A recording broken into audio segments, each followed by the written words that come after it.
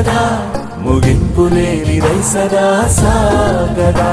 నిస్వార్థమెంత గొప్పదో ఈ పదము రుజువు కట్టదా. సిరాలు లక్ష వంపదా చిరాక్షరాలు రాయదా. నిశీధి ఎంత చిన్నదో నీ కంటి చూపు చెప్పదా. నీలోని వెలుగు పంచగా విశాల నింగి చాలదా. మనుష్యులందు నీ కథ మహర్షిలాగా సాగదా.